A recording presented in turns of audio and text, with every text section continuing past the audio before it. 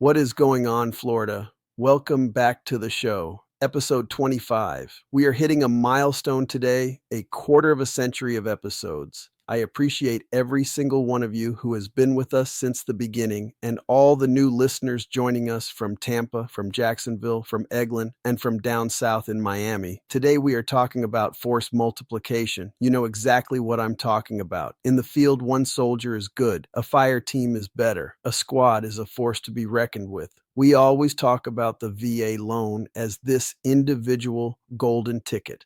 I earned it, I use it. And that's true. It is your benefit. But what happens when you combine forces? What happens when you put two of those benefits together? They say teamwork makes the dream work.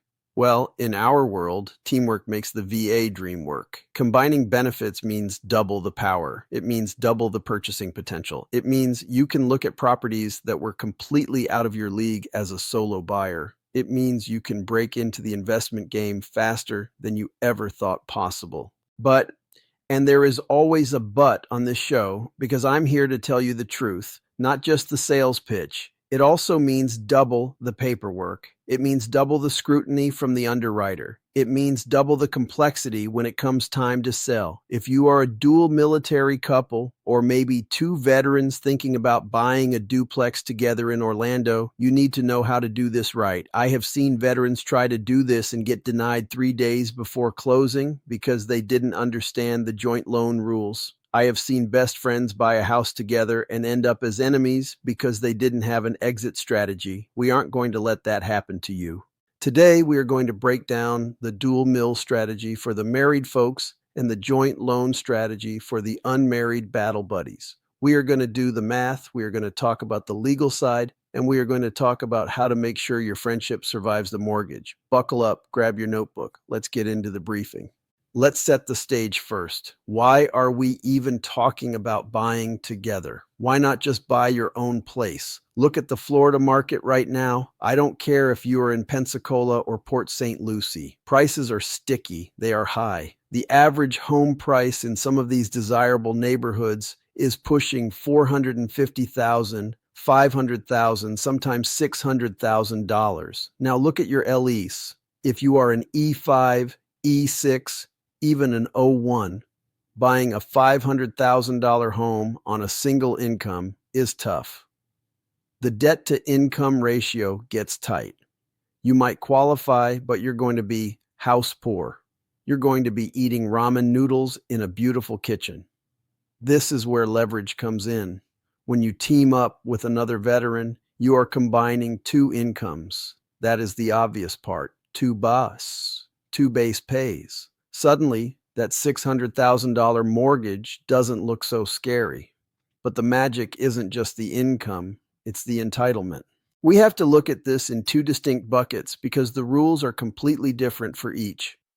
Bucket number one is the married couple. We call this the dual mill scenario or vet married to vet. If this is you, congratulations. You have won the VA lottery. You are the golden ticket holders in the real estate world. The VA treats a married couple as a single economic unit. That simplifies everything. You don't have to go through the grueling joint loan process we will talk about later. You just apply as a married couple. But because you both have entitlement, you have strategic options that regular civilians and even regular vet civilian couples do not have. Let's talk about strategy A, the solo carry. This is my favorite strategy for young dual mill couples who want to build wealth. Let's say husband and wife are both active duty. They move to MacDill AFB in Tampa. They want to buy a house. They could put both names on the loan, but if the husband's income is enough to qualify for the house by himself, do not put the wife on the loan. Use the husband's entitlement only. Leave the wife's entitlement completely untouched. It sits there, pristine, full, ready to go. Why would you do this?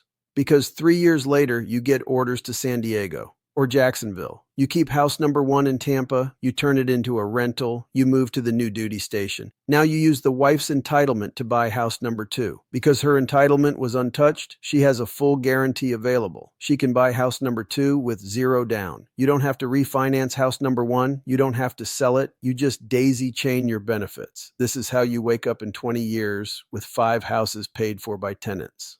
You take turns using your eligibility. But sometimes you can't do the solo carry. Sometimes you need both incomes to afford the house. That brings us to strategy B, the super split. This is for the dream home. Let's say you are looking at a property in the Florida Keys or maybe a massive estate in Sarasota. The price is $1.5 million. Even though the VA loan limits are technically gone for borrowers with full entitlement, lenders still get nervous about massive loan amounts on one income. As a married couple, you can split the entitlement. You can use a portion of the husband's entitlement and a portion of the wife's entitlement to cover the guarantee. This shows the lender massive strength. It shows them that the VA is backing this loan with double the capacity. The best part? Because you are married, the VA views you as having joint and several liability. That is a fancy legal term you need to know. It means you are both 100% responsible for the debt. Because of this, the VA is willing to guarantee the entire loan amount regardless of how you split it. The result is zero down payment, even on massive jumbo-sized loans. I had a couple last year stationed at NAS Jacksonville. Both were Navy. They were looking at a beautiful waterfront property in Fleming Island. The price tag was hefty. They were worried because the husband had a previous foreclosure from 10 years ago, before he joined the Navy. His credit was okay, but that foreclosure was a blemish. The wife had stellar credit, an 800 score. We put them both on the loan. We used her entitlement as the primary driver, but used his income to boost the DTI. Because they were married, the lender could blend the file. They got into that waterfront home with zero down, despite his past credit bumps. That is the power of the dual mill team. But that's the easy part. That's the happily ever after part, where everyone shares a last name and a bank account. What happens when you aren't married? What happens when you and your battle buddy from the sandbox decide to buy a house together? What happens when you and your brother, who is also a vet, want to buy a hunting camp in Ocala? This is where we leave the paved road and go off-roading. This is where the double paperwork comes in. And this is where we transition into the most misunderstood topic in the VA world: the joint loan. You see, the VA treats unmarried co-borrowers completely differently than married ones. If you are married, the VA sees 1 unit. If you are unmarried, the VA sees 2 units. And that changes the math entirely. So let's open up bucket number 2, the unmarried joint loan.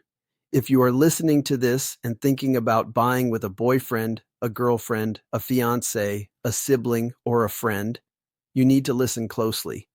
What I am about to explain is the difference between a smooth closing and a financial disaster. The first thing you need to understand is the guarantee rule. Remember, the only reason a lender gives you a zero down loan is because the VA guarantees 25% of the loan. If you default, the bank gets that 25% back. When 2 veterans buy together, they can both contribute their entitlement. Vet A puts in his entitlement. Vet B puts in his entitlement. The VA looks at the loan and says, okay, Vet A covers his half, Vet B covers his half, the whole loan is covered. The result is usually zero down payment. Yes, 2 unmarried veterans can buy a house together with zero down. However, there is a catch. You both have to have enough entitlement available. If Vet A has full entitlement, but Vet B has a foreclosure or a short sale on his record and has no entitlement left, the VA will only guarantee Vet A's half of the loan. The other half of the loan, Vet B's half, is naked. It has no insurance. The lender will not lend on a naked loan with zero down. So, in that scenario, you would have to make a down payment on the unprotected half. Let's do the math. I told you we were going to do math today. Let's say you are buying a $400,000 duplex. You and your buddy, you, Vet A, have full entitlement. Your buddy, Vet B, has zero entitlement because he already owns a home he rents out. The loan is $400,000. The VA splits it down the middle. $200,000 for you, $200,000 for him. Your $200,000 is fully guaranteed, zero down on your half. His $200,000 is not guaranteed. The lender typically requires a 25% coverage on the loan. So on his $200,000 portion, the lender needs 25% equity. What is 25% of $200,000? $50,000. So to buy this house, you guys have to bring $50,000 cash to the closing table. Suddenly, that no money down dream just evaporated. This is why step number 1 of buying with another veteran is checking the certificates of eligibility. Do not assume, do not guess. Do not say, "Oh, I think I have it." Log into eBenefits. Pull the COE for both of you. If both say zero used or full entitlement available, you are golden. You are green light for zero down. If one of you has entitlement tied up, you need to do the math on the down payment before you fall in love with the house. But the math is only the first hurdle. The second hurdle is the timeline, and this is the one that gets people fired. If you are doing a standard VA loan, your local lender in Tampa or Orlando can approve it in-house. It's called automatic authority. They stamp it. You close in 25 or 30 days. Joint loans do not have automatic authority. Let me repeat that. Your lender cannot approve a joint loan on their own.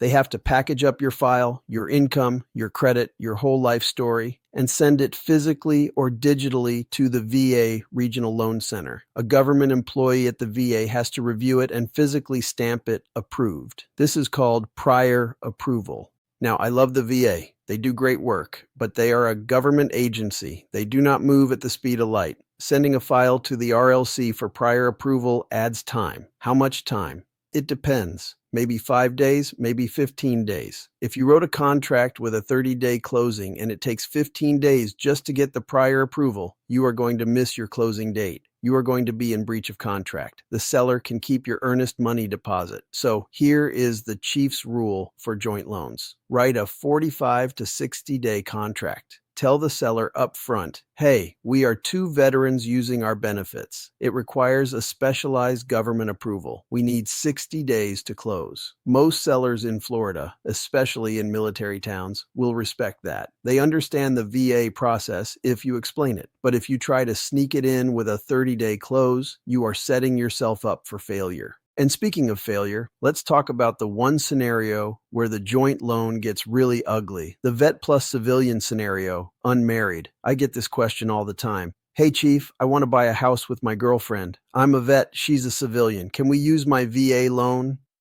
The answer is yes, but it's expensive. Remember the math we just did? The VA will guarantee your half. The VA will not guarantee her half.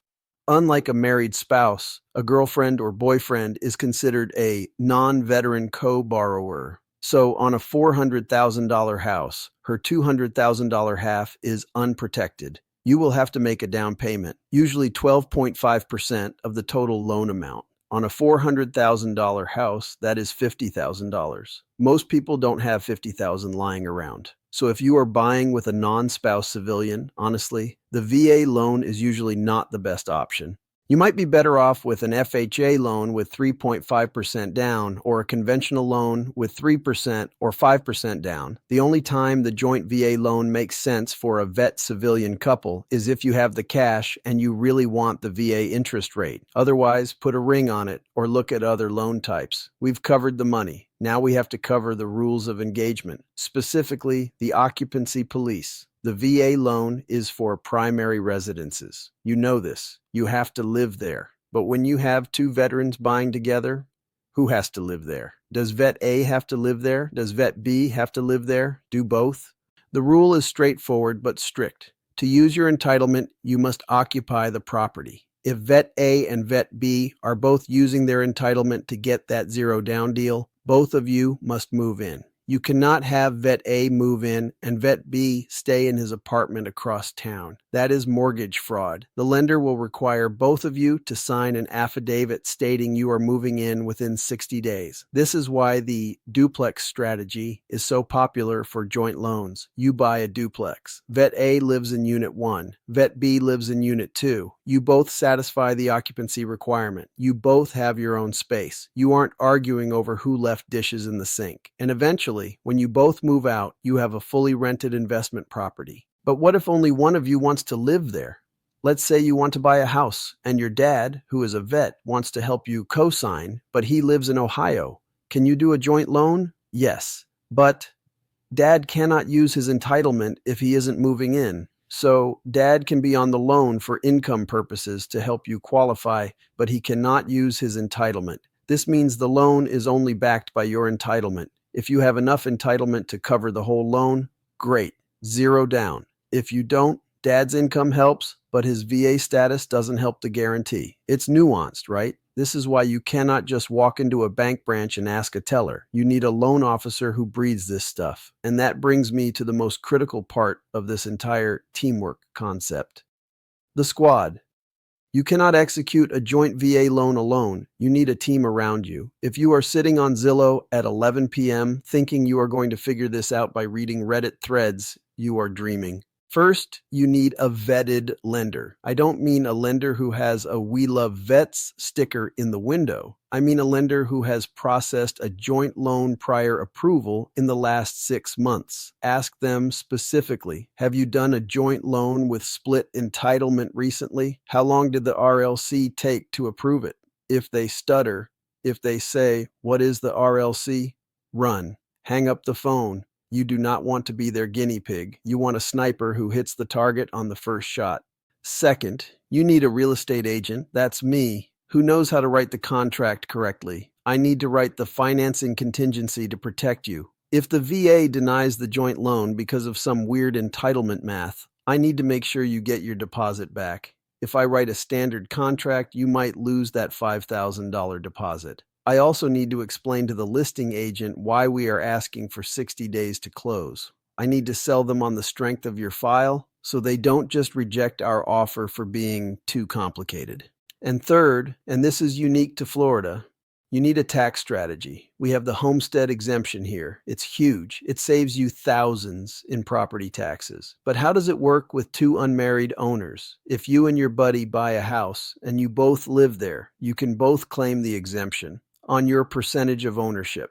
If you own it 50-50, you each get 50% of the benefit. But if you buy with a non-resident, like the dad in Ohio we mentioned, you only get the exemption on your half. The dad's half is taxed at the full investor rate. This can mean a difference of $2,000 or $3,000 a year in taxes. You need to calculate that into your monthly payment before you buy. Do not let the tax bill surprise you in November. Now we are in the final stretch, and this is the part nobody likes to talk about. We have talked about getting into the house. Now, how do you get out? This is where friendships die. I am going to be the bad guy here and tell you, do not buy a house with a friend without a legal agreement.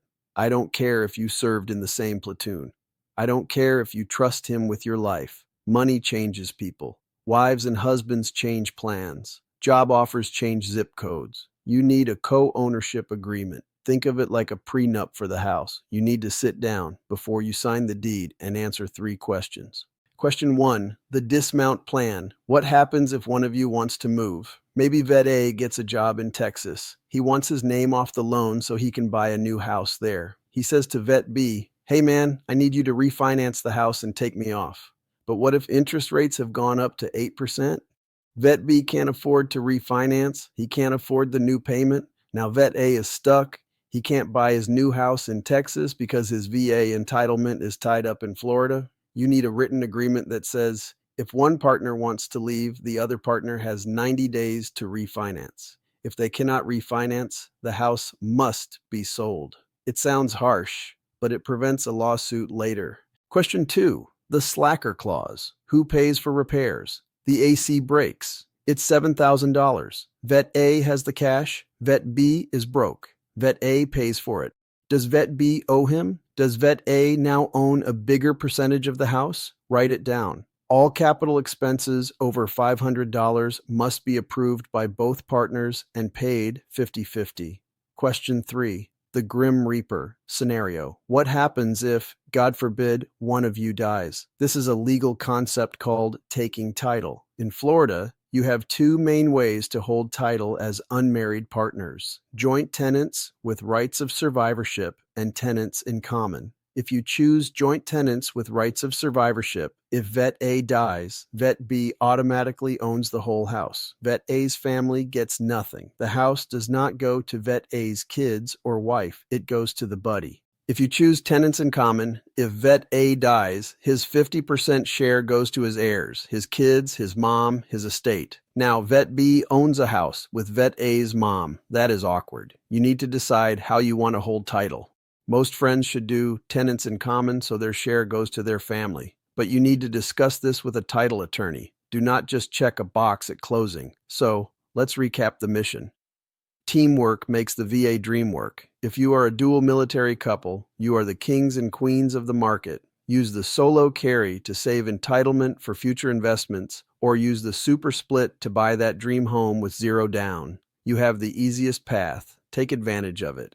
If you are unmarried veterans, battle buddies, you can do it. You can get 0% down, but you must check entitlement first to ensure both have full entitlement available. You must budget for the timeline and allow 45 to 60 days for prior approval. You must prepare the cash if one of you is a civilian, ready for that 12.5% down payment. And you must get the prenup. Sign a co-ownership agreement so you stay friends. This is advanced level strategy, guys. This isn't buying 101. This is wealth building 201. But if you do it right, you can control $1 million of real estate with none of your own money, splitting the risk with a partner you trust. That is the definition of leverage. If this episode sparked an idea, if you are looking at your buddy right now thinking, hey, why are we both paying rent? Let's buy a fourplex. Stop thinking and start planning. Reach out to us at Exit Inspired Real Estate. We will hook you up with the lenders who know how to do the joint loan math. We will help you find the duplex or the big house, and we will guide you through the paperwork so you don't get stuck in the mud. Go to our website, send me a DM. Let's get your strategy session booked. This is episode 25. Teamwork makes the VA dream work. And remember, everything you want is on the other side of fear.